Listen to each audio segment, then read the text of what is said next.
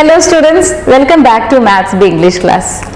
അപ്പോൾ നമ്മൾ നമ്മുടെ ഫസ്റ്റ് യൂണിറ്റും സെക്കൻഡ് യൂണിറ്റും ഓൾറെഡി കംപ്ലീറ്റ് ചെയ്ത് കഴിഞ്ഞു. And today let's begin the third unit of your text book part 1. നമ്മുടെ ഈ ഒരു തേർഡ് യൂണിറ്റിന്റെ ടൈറ്റിൽ തന്നെ ലോഡ് ഓഫ് വാല്യൂസ് എന്നാണ്. Load means story. ഒരു എന്തെങ്കിലും ഒരു മോറൽ, എന്തെങ്കിലും ഒരു വാല്യൂ കൺവേ ചെയ്യുന്ന ഒരു കെട്ടുകഥ, അതാണ് load. So the unit itself is A load of values. അതിൽ തന്നെ നമ്മുടെ ഫസ്റ്റ് ചാപ്റ്ററിന്റെ പേര് the best investment I ever made. ഞാൻ ഇതുവരെ നടത്തിയിട്ടുള്ളതിൽ വെച്ച് ദ ബെസ്റ്റ് ഇൻവെസ്റ്റ്മെന്റ്. ഇൻവെസ്റ്റ്മെന്റ് എന്ന് പറഞ്ഞാൽ എന്താ? നമ്മൾ പൈസയായിട്ടോ അല്ലെങ്കിൽ വേറെ ഏതെങ്കിലും രീതിയിലോ നമ്മളൊരു നിക്ഷേപം നടത്താം. Okay, so it is the best investment I ever made, and it is written by the very famous novelist cum doctor A.J. Cronin. അപ്പോൾ നമുക്ക് ക്ലാസ് സ്റ്റാർട്ട് ചെയ്യാം. The best investment I ever made. Okay, അപ്പോൾ നമ്മൾ lesson start ചെയ്യുന്നതിന് മുമ്പ് as always we have to know the basic details of the writer, the novelist. I told you already his name. A.J. Cronin ആണ് ഈ കഥ എഴുതിയിരിക്കുന്നത്. A.J. Cronin അദ്ദേഹം actually ഒരു ഡോക്ടർ ആയിരുന്നു by profession. He's a physician and അദ്ദേഹത്തിന്റെ ഉള്ളിൽ എപ്പോഴും റൈറ്റിങ്ങിനോട് ഒരു പാഷൻ ഉണ്ടായിരുന്നു. He always wanted to be a writer. ഒരു നോവലിസ്റ്റ് ആവണം എന്നുള്ളത് അദ്ദേഹത്തിന്റെ ആഗ്രഹമായിരുന്നു. But by profession he was a doctor. അദ്ദേഹത്തിന് ആകെ എഴുതാൻ സാധിച്ചിരുന്നത് മെഡിക്കൽ പ്രിസ്ക്രിപ്ഷൻസ് മാത്രമായിരുന്നു. അങ്ങനെ ഇരിക്കെയാണ് അദ്ദേഹത്തിന് പെട്ടെന്ന് ഒരു അസുഖം വന്ന് കുറച്ചു നാളത്തേക്ക് ഒരു റെസ്റ്റ് എടുക്കേണ്ടി വന്നത്. അപ്പൊ ആ റെസ്റ്റ് എടുത്ത പീരീഡില് എന്തായാലും ജോലിക്ക് പോകാൻ പറ്റുന്നില്ലല്ലോ. അപ്പൊ ആ ഒരു ടൈമില് അദ്ദേഹം അദ്ദേഹത്തിന്റെ പാഷനായ റൈറ്റിംഗ് ഒന്ന് സ്റ്റാർട്ട് ചെയ്യാൻ തീരുമാനിച്ചു. And thus this doctor became a writer. Okay, അതാണ് A.J. Cronin. അപ്പൊ അദ്ദേഹം എഴുതിയ സ്റ്റോറിയാണ് the best investment I ever made. Let's begin. അപ്പൊ ഈ ഒരു കഥ നടക്കുന്നത്, ഞാൻ പറഞ്ഞു ഓൾറെഡി, യൂണിറ്റിന്റെ പേര് തന്നെ ലോഡ് ഓഫ് വാല്യൂസ് എന്നാണ്. ഒരുപാട് വാല്യൂസ് നിങ്ങളോട് കൺവേ ചെയ്യാനായിട്ടുള്ള ഒരു യൂണിറ്റ് ആണ്. അപ്പൊ അതുകൊണ്ട് തന്നെ ഒരു ലെസൺ കഴിയുമ്പോൾ ആ ലെസണില് ആ ഒരു തീമു, ആ ഒരു കഥ നമ്മളോട് കൺവേ ചെയ്യുന്ന ഒരു മോറൽ ഉണ്ടാവും, ഒരു വാല്യൂ ഉണ്ടാവും. അതെന്താന്ന് നമുക്ക് ആദ്യം ഈ ചാപ്റ്ററിന്റെ അവസാനം നോക്കാം. On the second day out from New York, while making the round of the promenade deck, I suddenly became aware that one of the passengers was watching me closely. അപ്പൊ അദ്ദേഹം പറയാണ്, അദ്ദേഹത്തിന്റെ ഒരു ഫസ്റ്റ് പേഴ്സൺ നറേറ്റീവിലാണ് ഈ കഥ നടക്കുന്നത്. അദ്ദേഹം പറയാണ്, on the second day of my promenade deck, അദ്ദേഹം ഒരു ഷിപ്പില് യാത്ര ചെയ്യാണ്. അപ്പോ ന്യൂയോർക്കിൽ നിന്ന് പുറപ്പെട്ടു, ന്യൂയോർക്കിൽ നിന്ന് പോന്നു ഷിപ്പ്. യാത്രയുടെ രണ്ടാമത്തെ ദിവസം അദ്ദേഹം വെറുതെ ഇങ്ങനെ കപ്പലിന്റെ ഡെക്കിലൂടെ, കപ്പലിന്റെ മേൽഭാഗത്ത് കൂടെ ഇങ്ങനെ ജസ്റ്റ് നടക്കുകയായിരുന്നു. അങ്ങനെ നടക്കുമ്പോ ഒരു കാര്യം അദ്ദേഹത്തിന്റെ ശ്രദ്ധയിൽപ്പെട്ടു. എന്തായിരുന്നു? He found that one of the passengers was looking at him, staring at him. അവിടെ ഉണ്ടായിരുന്ന മറ്റു യാത്രക്കാരില് ഒരാള് ഇദ്ദേഹത്തെ ശ്രദ്ധിക്കുന്നുണ്ട്, ഇദ്ദേഹത്തെ വളരെ ക്ലോസ് ആയി വാച്ച് ചെയ്യുന്നുണ്ട് എന്ന് അദ്ദേഹത്തിന് മനസ്സിലായി. അദ്ദേഹം അത് ശ്രദ്ധിച്ചു. And following me with his gaze every time I passed, I wanted to rest to avoid the tedium of casual and importunate shipboard contacts. അപ്പോ അയാള് വിടാതെ ഇദ്ദേഹത്തെ ഇങ്ങനെ നോക്കിക്കൊണ്ടിരിക്കുന്നുണ്ട്. അദ്ദേഹം അങ്ങോട്ട് പോകുമ്പോഴും ഇങ്ങോട്ട് പോകുമ്പോഴും അദ്ദേഹത്തെ ഗെയ്സ് ചെയ്യുന്നുണ്ട്. Gazing means looking at him, staring at him. അദ്ദേഹത്തെ ഇങ്ങനെ ശ്രദ്ധിക്കുന്നുണ്ട്. അദ്ദേഹത്തിന്റെ നടത്തം ഇങ്ങനെ സൂക്ഷ്മമായി അയാൾ ഒബ്സർവ് ചെയ്യുന്നുണ്ടെന്ന് മനസ്സിലായി. പക്ഷെ നമ്മുടെ നരേറ്റർക്ക് അതങ്ങ് ഇഷ്ടമായില്ല. നരേറ്ററിന് he wanted to avoid that. അദ്ദേഹത്തിന് ഈ ഒരു ഷിപ്പിൽ വരുന്ന, ഈ ഒരു യാത്രക്കിടയിലൂടെ വരുന്ന ഈ കോണ്ടാക്റ്റുകളും അവരുമായിട്ടുള്ള സംസാരമൊന്നും അദ്ദേഹത്തിന് അത്ര താല്പര്യമില്ല. He calls it importunate. Importunate എന്ന് പറഞ്ഞാൽ ക്വൈറ്റ് കൈൻഡ് ഓഫ് അനോയിങ്, കുറച്ച് ശല്യപ്പെടുത്തുന്ന രീതിയിൽ. നമ്മൾ വെറുതെ സ്വസ്ഥമായിട്ടൊന്ന് ഇരിക്കുമ്പോൾ ഇങ്ങോട്ട് കയറി സംസാരിച്ച് നമ്മുടെ ആ ഒരു സ്വസ്ഥത കളയാൻ വരുന്ന ആൾക്കാരെ പോലെയാണ് അദ്ദേഹം കണ്ടിട്ടുള്ളത്. അപ്പൊ അതുകൊണ്ട് തന്നെ ഇയാൾ നോക്കുന്നത് ഇനിയിപ്പോ ഇങ്ങോട്ട് വന്ന് ഇടിച്ചു കയറി സംസാരിക്കാനാണോ എന്നൊക്കെ വിചാരിച്ചിട്ട് he wanted to avoid that. Okay, let me tell you one more thing. ഈ ഒരു ചാപ്റ്ററിൽ ഒരുപാട് ന്യൂ വേർഡ്സ് ഉണ്ട്. അപ്പൊ ഞാൻ ഇതിങ്ങനെ ഡിസ്കസ് ചെയ്യുമ്പോൾ തന്നെ ആ ഓരോ വേർഡിന്റെ മീനിങ്ങും കൂടെ പറഞ്ഞു തരാം. അപ്പോൾ you can note it down. Okay, so importunate means annoying, നമുക്ക് ഇഷ്ടമില്ലാതെ നമ്മൾ ഡിസ്റ്റർബ് ചെയ്യുന്ന രീതിയിൽ. tedium means the same thing. ആ ഒരു ഇഷ്ടക്കേട് അദ്ദേഹത്തിന് അത്ര താല്പര്യം ഉണ്ടായിരുന്നില്ല. അതുകൊണ്ട് തന്നെ ഇയാൾ ഇങ്ങനെ നോക്കുന്നുണ്ട് എന്ന് മനസ്സിലായപ്പോ നമ്മുടെ നരേറ്റർ എന്ത് ചെയ്തു? അദ്ദേഹം അത് മാക്സിമം അവോയ്ഡ് ചെയ്യാൻ നോക്കി. I gave no sign of having noticed the man. എങ്ങനെയാണ് അദ്ദേഹം അത് അവോയ്ഡ് ചെയ്യാൻ നോക്കിയത്? മാക്സിമം ഇങ്ങനെ ഒരാൾ തന്നെ ശ്രദ്ധിക്കുന്നുണ്ട് എന്നുള്ള കാര്യം അദ്ദേഹം അറിഞ്ഞതേ ഇല്ല എന്നുള്ള ഭാവത്തിൽ നിന്നു. തിരിച്ചു നോക്കിയാലാണല്ലോ അയാൾ ഇങ്ങോട്ട് വന്ന് സംസാരിക്കുക. അപ്പൊ ഞാൻ കണ്ടിട്ടേ ഇല്ല എന്നുള്ള രീതിയിൽ he didn't give a sign of notice. അദ്ദേഹം ഇത് അയാൾ ഇങ്ങനെ നോക്കിയത് ശ്രദ്ധിച്ചു, ഞാൻ കണ്ടു എന്നുള്ള ഒരു സൈൻ പോലും മുഖത്ത് കാണിക്കാതെ നിന്നു. Yet there was nothing importunate about him. പക്ഷെ അദ്ദേഹം ശ്രദ്ധിച്ചൊരു കാര്യം, there was nothing importunate about him. അപ്പൊ സാധാരണ നമ്മൾ ഒരാളെ ഒഴിവാക്കാൻ നോക്കിയിട്ട് നമ്മളിങ്ങനെ ശ്രദ്ധിക്കാതെ പോലെ ഇരുന്ന് കഴിഞ്ഞാല് അയാളെ നമ്മൾക്ക് ശല്യപ്പെടുത്തുന്ന ആളെ, നമ്മളെ ശല്യപ്പെടുത്താൻ ഉദ്ദേശിച്ച ആളാണെങ്കിൽ എന്ത് ചെയ്യും? അയാൾ നേരെ വന്ന് നമ്മൾ അവോയ്ഡ് ചെയ്താലും ഇങ്ങോട്ട് വന്ന് ഇടിച്ചു കയറി സംസാരിക്കും, അല്ലെ? പക്ഷെ this man was there was nothing importunate about him. അയാൾ പക്ഷെ നമ്മുടെ നറേറ്റർ ഒഴിവാക്കിയപ്പോ അയാൾ ഇങ്ങോട്ട് ഇടിച്ചു കയറി വന്ന് സംസാരിക്കാനൊന്നുമില്ല. On the contrary, he seemed affected by a troubled, rather touching diffidence. പക്ഷെ അയാൾക്ക് ഒരു ഡിഫിഡൻസ് ആയിരുന്നു. ഡിഫിഡൻസ് മീൻസ് ഒരു മടി, ഒരു ചമ്മല്, എന്തോ ഒരു ഷൈനെസ് ഒക്കെ. അയാൾക്ക് ഇങ്ങോട്ട് വന്ന് നമ്മുടെ നറേറ്ററോട് സംസാരിക്കണം എന്നുണ്ട്, അതിനാണല്ലോ അദ്ദേഹത്തിന് ഇങ്ങനെ നോക്കുന്നത്. പക്ഷെ വന്ന് സംസാരിക്കാൻ ഒരു ഹെസിറ്റേഷൻ, ഒരു മടിയുണ്ട്. ഓക്കെ, അപ്പൊ അത് എന്തുകൊണ്ടാണെന്ന് നമ്മുടെ നറേറ്റർക്ക് മനസ്സിലായില്ല. But that diffidence was very visible on his face. He was in his early 40s, rather short in build, with a fair complexion and clear blue eyes. Now the narrator is giving us a description about that man. അയാൾ ഒരു 40 വയസ്സ് പ്രായം, 40s 40 something പ്രായമുള്ള ഒരു മനുഷ്യൻ. ഷോർട്ടാണ്, അത്ര height ഒന്നുമില്ല. Okay, അത്യാവശ്യം നല്ല ശരീരമൊക്കെ ഉണ്ട്. And he has fair complexion and blue eyes. നല്ല ഫെയർ കോംപ്ലക്ഷൻ, നല്ല വെളുത്തിട്ട് നീല നിറത്തിലുള്ള കണ്ണുകളൊക്കെ ഉള്ള ഒരു അത്യാവശ്യം കാണാൻ കൊള്ളാവുന്ന ഒരു സാധാരണക്കാരൻ മനുഷ്യൻ. His thin hair had begun to recede from his forehead. വളരെ മുടി ഇങ്ങനെ കട്ടി കുറഞ്ഞ മുടിയാണ്. അത് മാത്രമല്ല, അതിങ്ങനെ ഏതാണ്ട് കഷണ്ടിയൊക്കെ സ്റ്റാർട്ട് ചെയ്ത് തുടങ്ങിയിട്ടുണ്ട്. His dark suit, sober tie and rimless spectacles gave evidence of a serious and reserved disposition. അപ്പോൾ അയാളെ കാണുമ്പോൾ ഇങ്ങനെയൊക്കെയാണ്. അയാൾക്കൊരു റിംലെസ് ആയിട്ടുള്ള, റിമ്മില്ലാത്ത ഒരു സ്പെക്ടക്കിൾസ് അയാൾ വെച്ചിട്ടുണ്ട്. അതുപോലെ ഒരു ബ്ലൂ ഐസ് ആണ്. ഒരു sober tie means plain colour tie. Okay, അപ്പൊ ഈ ഒരു മൊത്തത്തിലുള്ള അയാളുടെ ആ ഒരു ലുക്ക് കാണുമ്പോൾ അദ്ദേഹത്തിന് മനസ്സിലായി he is A reserved type of മാൻ. കുറച്ചൊക്കെ ഒരു സീരിയസ് ആയ ഒരാളാണ്. Disposition means that persons character. അപ്പൊ അയാൾക്ക് ഈ അപ്പിയറൻസിൽ, അയാളുടെ ഡ്രസ്സിങ്ങിൽ നിന്നും അയാളുടെ ദ വേ ഹി ലുക്ഡ്, ഇതൊക്കെ നോക്കിയപ്പോ നമ്മുടെ നറേറ്റർക്ക് തോന്നി he is a kind of reserved man, ഒരു കുറച്ച് സീരിയസ് ഒക്കെ ആയ ഒരാളാണ്. And at this point the bugle sounded for dinner and I went below. അപ്പൊ ഈ നമ്മുടെ ഇയാളിങ്ങനെ അപ്പോഴും നോക്കുന്നുണ്ട്, നമ്മുടെ നറേറ്റർ നോക്കുന്നുണ്ട്. പക്ഷെ നറേറ്റർ ഇങ്ങനെ നോക്കിയോ, ഇയാളിങ്ങനെ ഒരു ഏതാണ്ട് 40 ഒക്കെ പ്രായമുള്ള ഒരാൾ. And he is short. Okay, കൊള്ളാം. He looks like a reserved type of person, a serious kind of person എന്നൊക്കെ ഇങ്ങനെ ആലോചിച്ച് നിൽക്കുമ്പോഴേക്കും ദ ബ്യൂഗിൾ സൗണ്ടഡ്. ബ്യൂഗിൾ എന്ന് പറഞ്ഞു കഴിഞ്ഞാൽ actually it's a musical instrument. പക്ഷെ ഷിപ്പിൽ എന്തിനാണ് അത് ഉപയോഗിക്കുന്നത്? ഈ യാത്രക്കാർക്ക് ഓരോന്നിനുള്ള സിഗ്നൽ കൊടുക്കാനാണ്. അപ്പൊ ഡിന്നർ കഴിക്കാൻ സമയമായി എന്നുള്ള സിഗ്നൽ ആയിട്ട് ആ ബ്യൂഗിൾ ശബ്ദം കേട്ടു. അപ്പൊ പിന്നെ നമ്മുടെ നറേറ്റർ ഭക്ഷണം കഴിക്കാനായിട്ട്, ഡിന്നർ കഴിക്കാനായിട്ട് പോയി.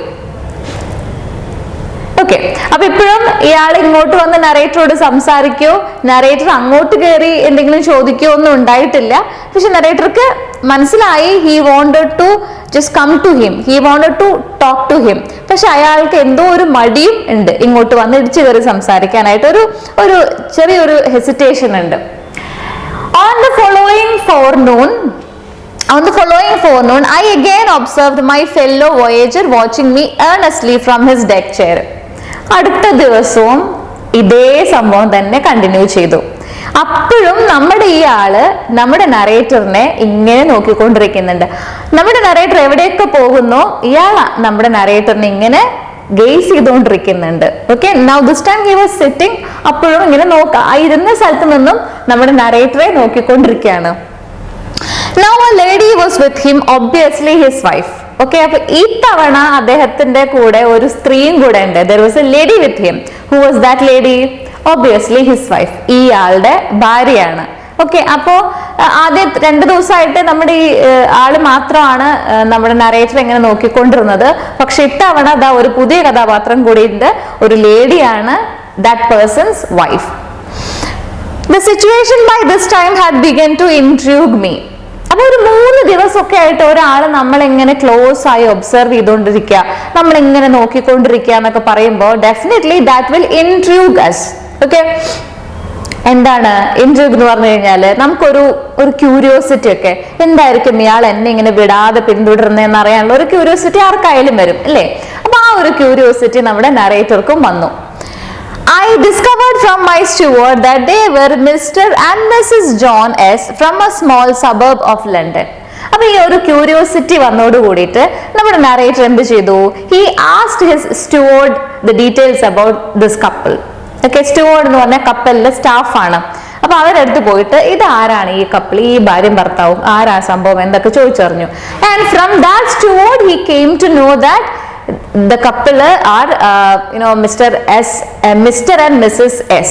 Okay, ജോൺ എസ്, അവരുടെ പേര്, അയാളുടെ പേര് ജോൺ എസ് എന്നാണ്. That is his missus. അങ്ങനെ ഡീറ്റെയിൽസ് സ്റ്റുവാർഡിന്റെ കയ്യിൽ നിന്ന് അദ്ദേഹത്തിന് കിട്ടി. And they are from a small suburb in London. ലണ്ടനടുത്തുള്ള ഒരു പ്രദേശത്ത് നിന്ന് വരുന്നവരാണ്. ജോൺ എസ് കപ്പിളാണ് അവരെന്ന് മനസ്സിലായി. He collected this information from the steward in the ship. And when another day passed without event, I began to feel certain that Mr. S would remain too shy to carry out his obvious desire to approach me. അങ്ങനെ അടുത്ത ദിവസം ആയപ്പോഴേക്കും നമ്മുടെ നരേറ്റർക്ക് ഒരു കാര്യം clear ആയിട്ട് മനസ്സിലായി. ഈ ജോൺ എസ് എന്ന് പറയുന്ന ഈ ഒരു മനുഷ്യൻ ഇങ്ങനെ എന്തോ ഒരു ഹെസിറ്റേഷൻ വെച്ച് ഇങ്ങനെ നിൽക്കുകയുള്ളൂ. അയാളായിട്ട് ഇങ്ങോട്ട് വന്ന് എൻ്റെ അടുത്ത് സംസാരിക്കാനുള്ള സാധ്യത വളരെ കുറവാണെന്ന് നരേറ്റർക്ക് ഏതാണ്ട് ഒരു ധാരണ കിട്ടി. ഓക്കെ, കാരണം അല്ലെങ്കിൽ ഒരു ഇത്രയും ദിവസത്തെ സമയം ഉണ്ടായി കഴിഞ്ഞാൽ they are both in the same ship, ഒന്ന് വന്ന് സംസാരിക്കാൻ ഇത്ര താമസമൊന്നും വേണ്ടല്ലോ. അപ്പൊ അയാൾ ഇനിയും ഇങ്ങനെ ഷൈനസ് കാണിച്ച് നിൽക്കുകയുള്ളൂ എന്ന് നമ്മുടെ നരേറ്റർക്ക് മനസ്സിലായി. And however, on our final evening at sea, Mrs. S decided the matter. With a firm pressure on his hand and a whispered word in his ear, she urged her husband towards me as I passed along the deck. അപ്പോ ലാസ്റ്റത്തെ ദിവസമാണ് അവരുടെ ആ ഒരു ship യാത്രയുടെ see വോയേജിലെ last day ആണ്.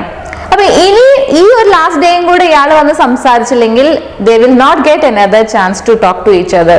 ഇത് ആര് മനസ്സിലാക്കി? Mrs Jones. അവർക്ക് ഇയാളുടെ ഭാര്യയ്ക്ക് ഒരു മനസ്സിലായി, ഇതിങ്ങനെ പോവാണെങ്കിൽ തന്റെ ഹസ്ബൻഡ് അയാളോട് പോയി സംസാരിക്കലുണ്ടാവില്ല. And that to this is the last chance. അപ്പൊ അവര് വന്ന് ഹസ്ബൻഡിനോട്, അപ്പൊ നമ്മുടെ നരേറ്റർക്ക് കാണാം, അവർ വന്ന് അവളുടെ ഹസ്ബൻഡിന്റെ കൈ ഒന്ന് മുറുകെ പിടിച്ചു, ചെവിയിൽ എന്തോ ഒന്ന് വിസ്പർ ചെയ്തു, ചെവിയിൽ എന്തോ ഒരു സ്വകാര്യം പറഞ്ഞു. ഓക്കെ, ചിലപ്പോ നിങ്ങളൊന്ന് വേഗം പോയി സംസാരിക്കുമെന്നായിരിക്കും. എന്തോ ഒരു കാര്യം അവര് ഹസ്ബൻഡിന്റെ കൈ പിടിച്ച് അയാളുടെ ചെവിയിൽ പറഞ്ഞു. ഓക്കെ, ആ പറഞ്ഞത് നമ്മുടെ നരേറ്റർക്ക് മനസ്സിലായി. She was forcing him to come and talk to the narrator. ഹസ്ബൻഡിനെ വേഗം നിർബന്ധിച്ച് നമ്മുടെ നരേറ്ററോട് വന്ന് സംസാരിക്കാൻ വേണ്ടി പറയാന്ന് അവർക്ക് മനസ്സിലായി, നരേറ്റർക്ക് മനസ്സിലായി. ഓക്കെ, അങ്ങനെ നമ്മുടെ ഹസ്ബൻഡ് വൈഫിന്റെ വാക്ക് കേട്ട് നമ്മുടെ നരേറ്ററോട് സംസാരിക്കാൻ വേണ്ടി വരികയാണ്.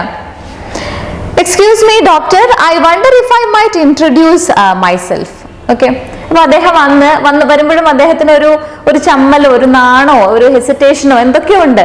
എന്നിട്ട് അത് അദ്ദേഹം ആകെ വെപ്രാളത്തിൽ കുറച്ച് നെർവസ് ആയിട്ട് അദ്ദേഹം ഇതാണ് പറഞ്ഞത്, excuse me doctor, I wonder if I might introduce myself. Excuse me doctor, ഞാൻ എന്നെ ഒന്ന് പരിചയപ്പെടുത്തിക്കോട്ടെ, can I introduce myself to you? He spoke almost breathlessly, offering me the visiting card he held in his hand and studying my face to see if the name meant anything to me.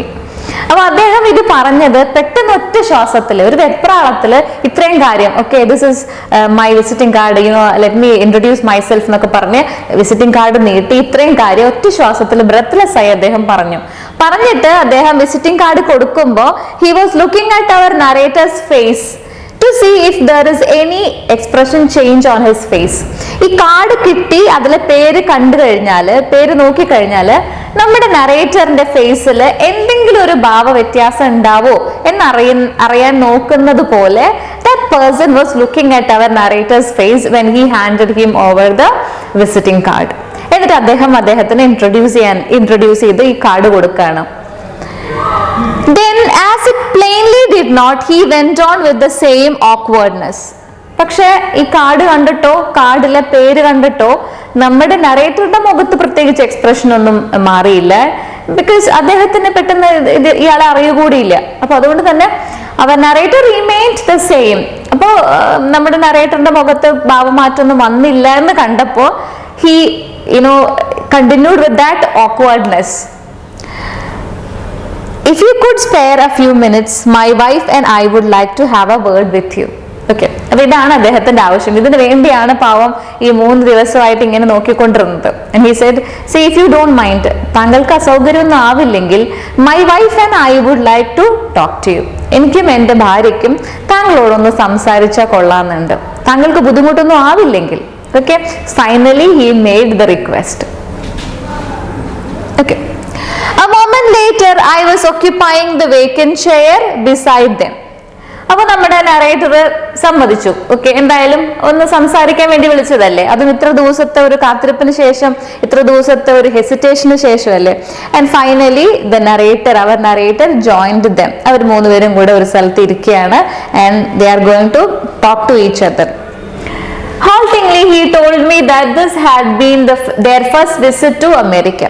അപ്പൊ നമ്മുടെ ഈ John S എന്ന് പറയുന്ന ആള് ഇനി അയാളുടെ കാര്യങ്ങൾ പറയാണ്. അപ്പൊ അയാൾ പറയാണ് അവർ അമേരിക്കയിലേക്ക് പോവാണ്. And this is their first visit to America. അപ്പൊ ഇയാൾ ഇങ്ങനെ വിശേഷം പറയുമ്പോഴും സംസാരിക്കുമ്പോഴും ഒക്കെ ആ ഒരു ഹെസിറ്റേഷൻ, അയാൾക്ക് ഇങ്ങനെ പറയാനൊരു മടി, ചെറിയൊരു വിമ്മിഷ്ടമൊക്കെ അയാളുടെ മുഖത്ത് പ്രകടമാണ്. ഓക്കെ, അപ്പൊ അയാൾ പറഞ്ഞു, see this is our first visit to America. And haltingly he told me that this had been their first visit to America. It was not entirely a holiday trip.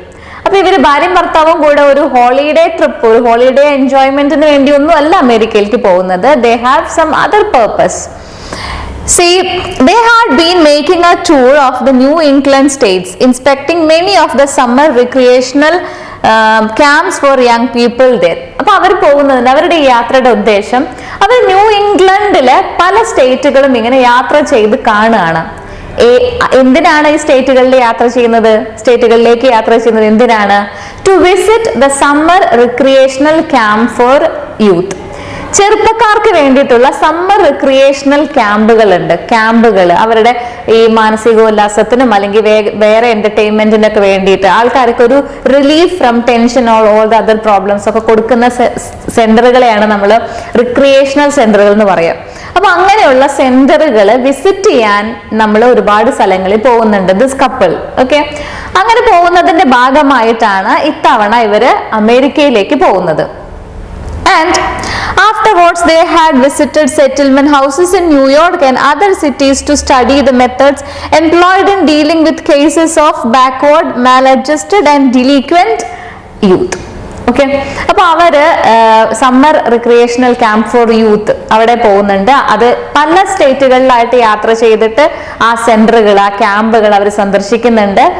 More than that അവര് settlement houses four മാൽഅഡ്ജസ്റ്റഡ് youth, അതായത് ഏതെങ്കിലും രീതിയിലുള്ള ചീത്ത കൂട്ടുകെട്ടിലൊക്കെ പെട്ട്, അല്ലെങ്കിൽ ഏതെങ്കിലും കേസിലൊക്കെ പെട്ട്, അല്ലെങ്കിൽ എന്തെങ്കിലും രീതിയിൽ പണിഷ്മെന്റ് ഒക്കെ കിട്ടിയ ചെറിയ രീതിയിൽ ക്രിമിനൽസ് ഒക്കെ ആയി മാറി, അതായത് സൊസൈറ്റിയുടെ ഒരു ഇൻഫ്ലുവൻസ് കൊണ്ടോ അല്ലെങ്കിൽ വേറെ ബാഡ് ലിവിങ് അറ്റ്മോസ്ഫിയർ കൊണ്ടോ അല്ലെങ്കിൽ അവരുടെ ഡെസ്റ്റിനി കൊണ്ടോ വഴിതെറ്റിപ്പോയ, സമൂഹത്തിൽ നിന്ന് മാൽ അഡ്ജസ്റ്റഡ് ആയി പോയിട്ടുള്ള യുവാക്കൾക്ക് വേണ്ടി, ചെറുപ്പക്കാർക്ക് വേണ്ടിയിട്ടുള്ള സെന്ററുകൾ, സെറ്റിൽമെന്റ് ഹൗസസ്, അവിടെ എങ്ങനെയാണ് അവരെ ട്രീറ്റ് ചെയ്യുന്നത്, എങ്ങനെയാണ് അവരെ ജീവിതത്തിലേക്ക് തിരിച്ചു കൊണ്ടുവരാനുള്ള ആക്ടിവിറ്റീസ് നടക്കുന്നത്, ഇതൊക്കെ പഠിക്കാനും ഇതൊക്കെ കാണാനും വേണ്ടിയാണ് ഈ ഒരു കപ്പിള് ഇങ്ങനെ യാത്ര ചെയ്യുന്നത്. അവരെവിടേക്കൊക്കെ യാത്ര ചെയ്യുന്നത്? Summer recreational camps and settlement houses. എന്താണ് അവരുടെ യാത്രയുടെ ഉദ്ദേശം? സമൂഹത്തിൽ നിന്ന് തഴയപ്പെട്ട, അതായത് ഓരോ രീതിയിൽ അല്ലെങ്കിൽ ഏതെങ്കിലും ക്രിമിനൽസ് ആയ, ഇപ്പൊ നമുക്ക് തന്നെ അറിയാം, ഈ ജുവനൈൽ ഹോംസിലൊക്കെ പോകുന്ന ചെറിയ പ്രായത്തിൽ തന്നെ എന്തെങ്കിലും തെറ്റുകളൊക്കെ ചെയ്ത് ശിക്ഷ കിട്ടി അങ്ങനെയൊക്കെ ചെറിയ പ്രായത്തിലെ ക്രിമിനൽസ് ആയവര്, അവര് പിന്നീട് അവർ ശിക്ഷാ കാലാവധി കഴിഞ്ഞ് അവർ തിരിച്ചു വന്നാലും അവരെ സൊസൈറ്റി ആക്സെപ്റ്റ് ചെയ്യാൻ കുറച്ച് പാടാണ്.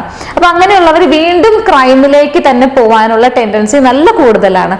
അപ്പൊ അങ്ങനെയുള്ളവരെ ഇനി ക്രൈംസിലേക്ക് പോവാതെ അവരെ സൊസൈറ്റിയിലേക്ക് ആക്സെപ്റ്റ് ചെയ്ത് അവർക്ക് ജീവിക്കാനുള്ള ഒരു മാർഗം ഒക്കെ കൊടുത്ത് അവരെ നല്ല രീതിയിലേക്ക് കൊണ്ടുവരാനുള്ള centres, settlement houses and recreational camps, ഇങ്ങനെയുള്ള ക്യാമ്പുകൾ എങ്ങനെയാണ് അവയുടെ പ്രവർത്തനം, എങ്ങനെയാണ് അവിടെ കാര്യങ്ങളൊക്കെ നടക്കുന്നത്, വാട്ട് ആർ ദെയർ ആക്ടിവിറ്റീസ്, ഇതൊക്കെ കാണാനും പഠിക്കാനും വേണ്ടിയാണ് ഈ ഒരു കപ്പിൾ ജോൺ എസ് എന്ന് പറയുന്ന ഈ ഇദ്ദേഹത്തിന്റെ ഭാര്യയും ഇങ്ങനെ സ്ഥലങ്ങളിൽ യാത്ര ചെയ്യുന്നത്. ആൻഡ് ഇപ്പൊ അവര് ന്യൂ ഇംഗ്ലണ്ടിലെ സ്റ്റേറ്റുകളാണ് യാത്ര ചെയ്യുന്നത്. And at present they are going to America.